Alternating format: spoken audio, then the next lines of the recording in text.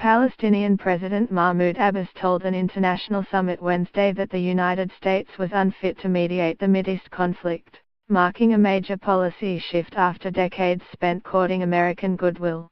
He announced the shift, which came in response to President Donald Trump's declaration of Jerusalem as Israel's capital, at a summit of Muslim leaders that condemned the U.S. move and called for world recognition of a Palestinian state with its capital in East Jerusalem. Abbas said Trump's decision was a crime, which came at a time when the Palestinians were engaged with Washington in a new push to reach a long-elusive peace agreement with Israel, the deal of our times. Instead we got the slap of our times, Abbas said. The United States has chosen to lose its qualification as a mediator. We will no longer accept that it has a role in the political process. He suggested the UN should take over as mediator. The summit of the 57-member Organization of Muslim Cooperation concluded with the so-called Istanbul Declaration, outlining the bloc's response to Trump's declaration. It called the decision null and void and urged Trump to reconsider the move, which it said was an unlawful decision that might trigger chaos in the region.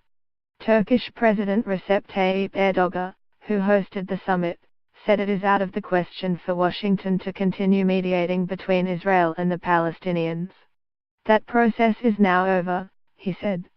An earlier draft COMWIC had similarly declared the U.S. role over, but it was not clear if that language was ultimately adopted by the attendees. Erdogan said OIC members should look for a new mediator and consider taking the matter to the UN. In earlier remarks to the summit, he called Israel a terror state. Jerusalem's status is at the core of the decades-long Israeli-Palestinian conflict, and Trump's December 6 announcement was widely perceived as siding with Israel. It also raised fears of more bloodshed as past crises over Jerusalem have triggered violence. Abbas said the Palestinians remain committed to international resolutions, which have formed the basis of the peace process, urging Muslim nations and countries with relations with Israel to take measures to force it to abide by international consensus to end its occupation of Palestinian territories, including East Jerusalem. Last week, Abbas' aides said the Palestinian leader would not meet with Mike Pence during the U.S. Vice President's planned visit to Israel and the West Bank next week.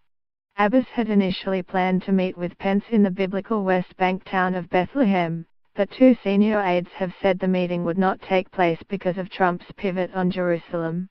King Abdullah II of Jordan told the gathering that Trump's grave decision threatened the resumption of any peace talks.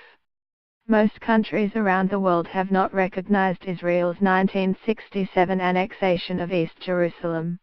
Under a long-standing international consensus, the fate of the city is to be determined in negotiations. Iranian President Hassan Rouhani, Lebanon's President Michel Aoun, and top ministers of numerous nations attended the gathering in Istanbul. Saudi Arabia did not participate in a high-level capacity.